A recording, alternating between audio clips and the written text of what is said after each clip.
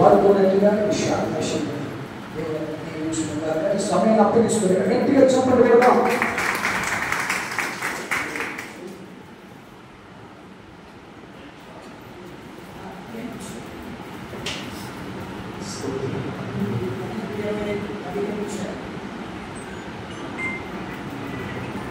ముందుగా వేదిక మీద సేవకులందరూ కూడా చేస్తుందండి. ఏది జరిగిన ఈ విధంగా నిలబెట్టినందుకు దేవునికి హల్లెలూయా. సమయంలో మీ అందరికీ పరిచయమై మొట్టమొదటిసారిగా దేవుడికి కృపనిచ్చినందుకు నేను ఎంతగానో సంతోషపడుతున్నాను. మా తండ్రి గారితో నాన్నతో దైవ సేవకులతో మా కుటుంబాన్ని ఆదరించి ప్రేమించారు. ఈ ఫెలోషిప్లో మరి తదనంతరం ఈ పరిచయంలో కొనసాగడానికి దేవుడు చూపును బట్టి ఎంతగా దేవుని స్తుతిస్తూ ఉన్నాను. సభ్యులు సమయాన్ని వ్యక్తపరచకుండా వాక్యాన్ని ధ్యానం చేసుకుందాం.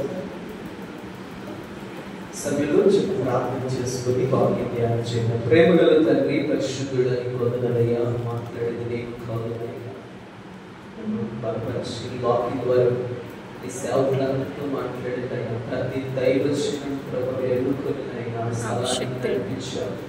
నీ ఏర్పాటులో ఉన్న మమ్మల్ని ప్రభావ నీ వాక్కులు చేయగలిగి నీకు బలపరచుకుని నేను తగ్గించబడాలి, మీరు హెచ్చించబడాలి, నీ నామం మహిమపరచబడాలి. ప్రభావ మీరే మాతో మాట్లాడి బలపరచమని మా నాథుడు నజరేయుడైన యేసు పరిశుద్ధ నామములో ప్రార్థన అడిగిపెట్టుకుంటున్నాం తండ్రి.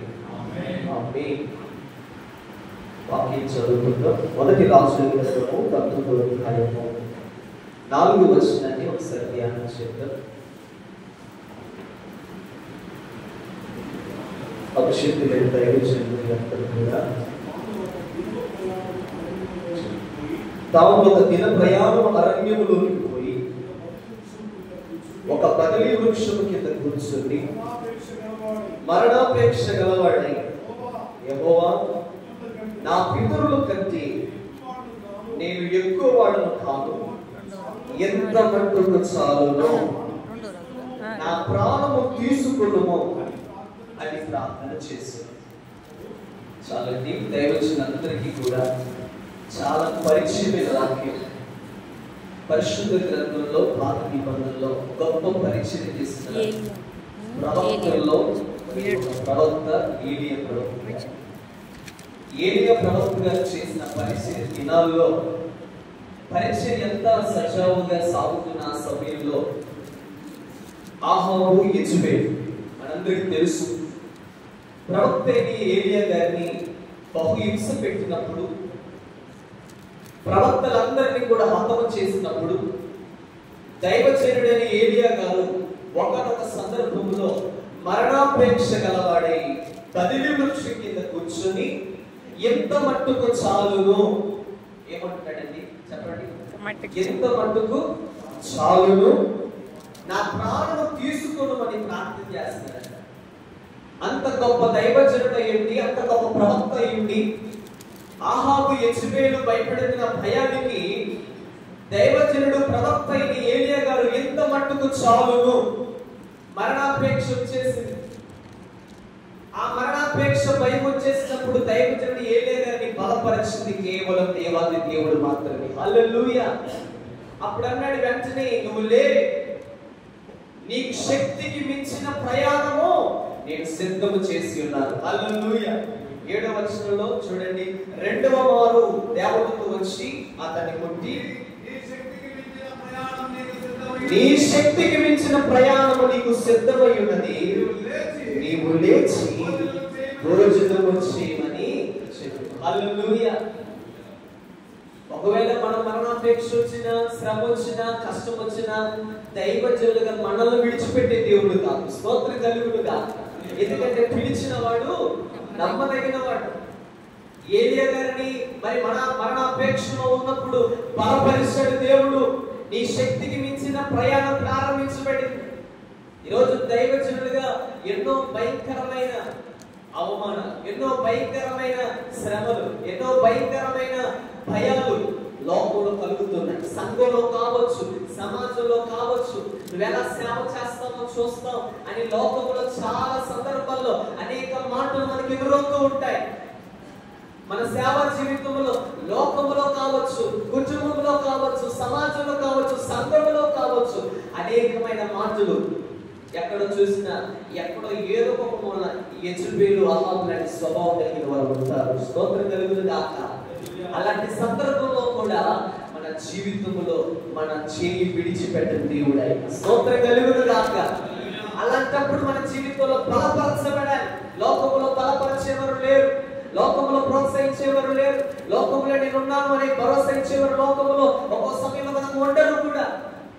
బలపరిచేవారు తక్కువ ఈ లోకంలో. కానీ మనల్ని బలపరిచి మనల్ని వెన్నంటి నువ్వు చేయగలవు, నువ్వు నడుము బిగించుకొని చేయని మనతో చెప్పే దేవుడు ఒకే ఒక దేవుడు మనం ఆరాధిస్తున్న దేవుడు. హల్లెలూయా.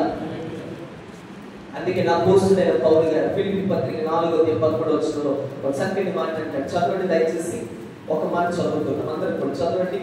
ఫిలిప్పీలకు రాసిన పత్రిక 4:13 నన్ను బలపరచు అని అంటే సమస్తము చేయగలరు. హల్లెలూయా. అపోస్తలుడైన పౌలు గారు, నేను దీన స్థితిలో ఉండడం నాకు తెలుసు, నాకు సంపూర్ణ స్థితి నాకు తెలుసు, ఆకలితో ఉండడం కూడా నాకు తెలుసు, అనేకమైన భోగభాగ్యాలు కూడా అనుభవించాను, అన్ని రుచి చూశాను, కష్టం చూశాను, నష్టం చూశాను, వ్యాధులు చూశాను, సేవలో శ్రమలు అన్ని చూశాను నేను. అయితే నన్ను బలపరచుమనేది నేను సమస్తము చేయగలను. రోజు ప్రతి దైవజనుడు కూడా ఈ మాట మన జీవితంలో హృదయంలో ప్రతి దినము నెరవేర్చుకోవాలి. నన్ను బలపరచుమనేది నేను సమస్తము చేయగలను. ఒక్కో టైంలో కుటుంబంలో కూడా బలపరిచే వాళ్ళు ఉంటారు, ఒక్కో టైంలో సంఘంలో కూడా ప్రోత్సహించే వాళ్ళు ఉంటారు. అయినప్పటికీ మనకు మనమే వాక్యాన్ని బట్టి బలపరుచుకొని ఆయనతో నమ్మకమైన పరిచర్యలు ముందు కొనసాగాలి. హల్లెలూయా. నా జీవితంలో మా నాన్నగారు చనిపోయిన తర్వాత నాకు ఇచ్చేది అర్థం కాలేదు. పరిచర్య ఏంటి, ఈ స్థితి ఏంటి? దేవుడు చక్కటి పరిచారకులు, చక్కటి సేవకులు ఏర్పాటు చేశాడు. ఈ పరిచర్య విషయంలో ప్రభా మా నాన్నగారు పిలుచుకున్నాం, ఈ సేవ ఎలా చేయాలి అని నేను ఎంతగానో ప్రార్థన చేస్తున్నప్పుడు దేవుని వాక్యం నన్ను బలపరిచింది. హల్లెలూయా. నన్ను బలపరచబడి నేను సమస్తము చేయగలను. నిజంగా నా జీవితంలో అన్ని అయోమయమైపోయింది. కుటుంబాన్ని ఎలా నడిపించుకోవాలి, సేవను ఎలా చేయాలి. ఎందుకంటే నిజంగా తండ్రి ఉన్నప్పుడు అన్నీ కూడా మరి ప్రతి విషయంలో కూడా ఏమి అర్థం కాదు అని వారు దాటిపోయిన తర్వాత ఆ బాధ ఏంటో తెలుస్తుంది. ఈ చిన్న వయసులో దేవుడు నన్ను పిలుచుకున్నాను. నేను ఒకటే అనుకున్నాను, ప్రభా నువ్వు పిలువు. మా నాన్నగారు సేవ పరిచర్యలో ఎప్పుడూ కూడా దేవుడు పిలిస్తేనే ఎలా పడితే అలా రావద్దు, సేవ అంటే మామూలు విషయం కాదు అని చెప్పి ఎప్పుడు కూడా ఒకే మాట చెబుతూ ఉండేవారు. నువ్వు పిలుపు కొరకు ప్రార్థించే, నువ్వు ఉపవాసం ఉండి ప్రార్థించే అని చెప్పి నన్ను ప్రోత్సహించేవారు. అదే విధంగా నేను ప్రార్థన జీవితం కలిగి, దేవా నువ్వు మాత్రమే బలపరచగలవు, మరి అన్ని విషయాలు నువ్వు మాత్రమే నన్ను ప్రోత్సహించగలవు, ఎలా పరిచయం చేయాలి అని దేవుడి పాదలు ఎందుకు అడిగినప్పుడు దేవుడు నన్ను సేవలు నిలబెట్టుకున్నాడు. స్తోత్రం కలుగును గాక. అన్ని విషయాలు బలపరిచాడు ఆయన. మా నాన్నగారు బ్రతుకున్నప్పుడు 1 సంవత్సరం ఆయన కళ్ళ ముందు సేవ చేసే కృపను నాకు ఇచ్చాడు. స్తోత్రం కలుగును గాక. మా వివాహాలు జరిగించడం అవన్నీ కూడా పక్కన పెడితే అవన్నీ కూడా జరిగించకపోయినా ఆయన ముందు, మరి మా నాన్నగారి ముందు దేవుడి పరిచయం చేసిన సంతృప్తి మా జీవితంలో ఉంది. ఈరోజు దైవజనులారా మీ కుటుంబంలో కూడా సంఘంలో కూడా తదనంతరం పరిచయ విషయంలో పరిచారకులు ఏర్పాటు చేయండి. అలాగే మీ కుటుంబంలో మీ పిల్లల విషయంలో ప్రోత్సహించండి, బలపరచండి. ఈ సేవ ముందు కొనసాగించాలి. ఏలియా గారు బలపరిచాడు. ఏలియా గారే బలహీనుడైపోయాడు, కానీ బలపరిచాడు దేవుడు ఒక సమయంలో. ఈరోజు మనందరం బలపరిచే వారిగా ఉండాలి. మనము బలపరచుకోవాలి, మనము కూడా బలపరిచే వారిగా ఉండాలి. ప్రతి దైవజనుడు కూడా ఈరోజు ఒకటి మాట, మనం బలపరచబడాలి, అనేక మందిని బలపరచాలి. స్తోత్రం కలుగును గాక. అదే విధంగా ముందు కొనసాగినప్పుడు దేవుడు నాకు తోడుగా ఉంటూ నడిపిస్తుంటాడు. నిజంగా మనం ఎలా బలపరచబడతామంటే వాక్యం ద్వారా బలపరచడం, ఇలాంటి సేవకులు సదస్సుల ద్వారా బలపరచబడతాం, అనేకమైన గనులైన దైవజన అనుభవాల ద్వారా బలపరచబడతాం. ఒక్కొక్క దైవజన అనుభవం తెలుసుకుంటే అనేక విధంగా ఇక్కడ ఎంతో మంది దైవజనులు కొన్ని సేవ అనుభవాలు, వారి సేవ అనుభవాలు వింటూ ఉంటే అనేకముగా బలపరచబడుతున్నాం. నిజంగా వాక్యాన్ని బట్టి, దైవజనుల అనుభవాలను బట్టి మన సేవ పరిచయం ముందు కొనసాగించుకోవాలి. హల్లెలూయా. సేవకుడు బలపరచబడాలి, అనేక మంది బలపరచాలి. అలాగే సేవకుడు ఒక విధంగా చెప్పాలంటే చూడండి, నిర్గమాకాండ 17:8లో చక్కని మాట రాయబడింది. చదవండి, ఏ విధంగా ముందుకు కొనసాగాలి. 17:8 వచ్చిన తరువాత అమాలేకీయులు వచ్చి రెఫీదీములో ఇశ్రాయేలుతో యుద్ధము చేయగా మోషే యెహోషువతో వారిని తీసుకొని బయలువెళ్ళి అమాలేకీయులతో యుద్ధము చేయము. హల్లెలూయా. మనందరికీ తెలిసిన వాక్యం. మోషే గారు అమాలేకీయులు ఇశ్రాయేలు యుద్ధముకు వస్తే యెహోషువని మరి ప్రజలను మరి మనుషుని ఏర్పరిచి యుద్ధానికి వెళ్ళని చెప్పినప్పుడు దేవుడి కర్రను చేతపట్టుకుని కొండ మీదకి వెళ్ళిపోయాడు. కొండ మీదకి వెళ్ళిపోయిన తర్వాత మోషే గారు చేతులు ఎత్తినప్పుడు చెప్పండి, ఇశ్రాయేలీయులు గెలిచారు. ఎప్పుడైతే మోషే గారు చేతులు దించాడో అమాలేకీయులు గెలిచారు. ఎంతగా ఎప్పుడైతే ఒక సేవకుడు చేతులు ఎత్తుతాడో అప్పుడే విజయం కలుగుతుంది. హల్లెలూయా. దైవజనుడు చేతులు అనుభవంలో ఉండాలి, ప్రార్థన చేసే అనుభవంలో ఉండాలి. సంఘం విషయంలో అమాలేకులు ఏలుబడి చేయకుండా పిల్లరా, అమాలేకులు ఎవరో తెలుసా? ఆటంకపరిచే వాళ్ళు, సేవను ముందుకు కొనసాగించకుండా, సేవను ముందుకు వెళ్ళకుండా అనేకమైన అమాలేకులు మన జీవితంలో ఏలుబడి చేస్తూ ఉంటారు. కాబట్టి మన జీవితంలో అమాలేకులు ఓడిపోవాలంటే దైవజనుడు చేతులెత్తి అనుభవంలో ఉండాలి. స్తోత్రం కలుగును గాక. ప్రార్థించే అనుభవంలో ఉండాలి. సంఘం కొరకు రేయి పగులు కష్టపడుతూ, రేయి పగులు ప్రార్థన చేస్తూ, ప్రయాసపడుతూ ఉండాలి.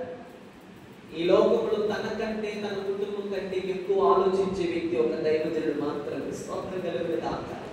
తన కుటుంబం కంటే, అన్నిటికంటే సేవ పరిచయం గురించి ఆలోచించే వ్యక్తి ప్రతి దైవజనులు మీరందరూ కూడా. అయితే అనేక విషయాల్లో కూడా చేతులెత్తి అనుభవంలో ఉండాలి. ప్రతి దినం 106వ కీర్తన 23వ వచనం చక్కని మాట చూడండి ఒకసారి. 106వ కీర్తన 23వ వచనంలో చక్కని మాట రాయబడింది. చూడండి అక్కడ 106వ కీర్తన. అప్పుడు ఆయన నేను నశింపచేస్తున్నాను, ఆయన కోపము చల్లార్చుటకై ఆయన ఏర్పరచుకున్న మోషే ఆయన సన్నిధి నిలిచి అడ్డుపడిన. హల్లెలూయా. దైవ సేవకులైన మోషే గారు ఏం చేస్తారండి? దేవుని కోపం ఇశ్రాయేలు మీద రగులుకుంటా ఉంది. విగ్రహారాధన చేసినప్పుడు, అపవిత్రత కలిగి ఉంటున్నప్పుడు, మాట వినకుండా ఇష్టానుసారంగా ఉంటున్నప్పుడు, ప్రజల మీద మరి కోపడుతున్న సందర్భంలో దేవుని కోపము చల్లార్చుటకై మోషే గారు అడ్డుపడ్డాడు దేవుని సన్నిధికి. హల్లెలూయా. ఈరోజు మనమందరం దేవుని సన్నిధికి ప్రతి విషయంలో, సంఘంలో ఎవరైనా తప్పిదం చేసినా, సంఘంలో అపవిత్రత పడినా, ప్రతి విషయంలో ప్రభా అపవిత్రత తుడిచేనైనా, సంఘములో పాపం వేలుబడి చేయకూడనట్లుగా, సంఘములో శాపం వేలుబడి చేయకూడనట్లుగా, సాతాను చాడలు కనబడినట్లుగా సంఘాన్ని సరిచే ప్రభా. ప్రభా తప్పిదములు క్షమించని ప్రతి విషయంలో దైవజనుడు అడ్డుగా ఉండి ప్రార్థించేసే వ్యక్తిగా ఉంటారు. స్తోత్రం కలుగును గాక. సంఘాన్ని కొరకు మరి సార్వత్రిక సంఘంగా నిలబెట్టడం కొరకు, ప్రతి దినం సంఘము కొరకు మరి ప్రతి ఒక్కరిని కూడా ఒక రూపాంతరం అనుభవం తీసుకొచ్చేంత వరకు కూడా సేవకుడు ప్రార్థించే విధంగా ఉంటాడు. సంఘాన్ని కాపాడుకోవాల్సిన బాధ్యత, సంఘం విషయంలో దేవుడి కోపం రగలకుండా కాపాడుకోవాల్సిన బాధ్యత ఒక దైవజనుడిది మాత్రమే. స్తోత్రం కలుగును గాక. ఎందుకంటే మనమే సంఘాన్ని కూర్చున్న లెక్క అప్పు చెప్పాలి. మనకి ఎన్ని తీర్పులు ఉన్నాయన్నాడు చెప్పండి? మనకు 2 తీర్పులు ఉన్నాయి. అందుకే దైవజనులారా, ఈరోజు మన జీవితంలో సేవలు కష్టాలు వస్తాయి, బాధలు వస్తాయి. అనుభవాలతో ప్రతి వ్యక్తి ప్రార్థన పూర్వకంగా ఇలాంటి దైవ సేవకుల సదస్సుల ద్వారా అనేక విషయాలు ప్రతిరోజు కూడా వాక్యాన్ని బట్టి బలపరచబడి ఒక గొప్ప దైవజనుడు ఏలియా మరణాపేక్ష గలవాడై మరి దాటి వెళ్తుంటే నా దేవుడు చూడలేదు. ఎందుకంటే తెలుసా? శక్తికి మించిన ప్రయాణాన్ని ఆల్రెడీ సిద్ధం చేసి ఉన్నాడు. హల్లెలూయా. ఇక్కడ మనం అందరూ కూర్చున్నాం కానీ మనకి ఎన్ని సిద్ధపరుచున్నాడో తెలుసా, ఎంత పరిచయం వచ్చాడో తెలుసా, ఎంత భారం వచ్చాడో తెలుసా. ఒక్కొక్కసారి మనం అంటాం ఇంకా చాలు, నా వల్ల కాదు, నేను చేయలేను, ఈ సేవని నడిపించలేను, కుటుంబాన్ని నడిపించలేను. ఒక్కొక్కసారి ఆర్థిక పరిస్థితులు చూస్తున్నప్పుడు, సంఘములో వస్తున్న ఆటంకాలు చూస్తున్నప్పుడు, ఒక్కొక్కసారి అనేకమైన ఇబ్బందులు చూస్తున్నప్పుడు నా వల్ల కాదనే మాటలు మనలో వస్తూ ఉంటాయి. అయినప్పటికీ కూడా మనం దేవుడిని బలపరుచుకొని అన్ని విషయాల ముందు కొనసాగుతూ ఉన్నాక హల్లెలూయా. మోషే గారు ఏదైతే చేతులు తనములో ఇశ్రాయేలు ప్రజలు గెలిచే విధంగా ఉన్నాడు. మోషే గారు గెలవడానికి ఏ విధంగా బలపరిచే పరిచారకులు ఉన్నారు, మన జీవితంలో కూడా బలపరిచే వారిని దేవుడు మన కుటుంబాలు సంఘాలు లేవనెత్తునుగాక. ఆమేన్. సేవకుడికి బలపరిచే వాళ్ళు ఉండాలి. ఎవరున్నారు మనకి? ప్రతి సేవకుడికి కూడా. అందుకే సేవకులారా ఒక దీనికి వస్తుంది కదా, మీకంటే చిన్న వయసులో కూడా దేవుని మరి నేను చెప్తున్నాను, మీ సంఘాలలో మీ కుటుంబాల్లో బలపరిచే వారి కొరకు ప్రార్థించి హల్లెలూయా. మరి బలపరచండి. అనేకమైన పరిచారకుల విషయంలో, అందరి విషయంలో బలపరిచే వాళ్ళు ఉంటేనే సంఘం ముందు కొనసాగుతుంది, పరిచయం చేసేవారంటే కొనసాగుతుంది. అట్టి విధంగా దేవుని పరిచయంలో మనందరూ ముందు కొనసాగుతాక, అట్టి విధంగా దేవుడు బలమైన పరిచయంలో మనందరూ నిలబెట్టుకొని మన జీవితాలు గొప్ప కార్యాలు జరిగించుగాక. దేవుని మాటను దీవించి ఆశీర్వదించుగాక. సమయించిన సేవకులు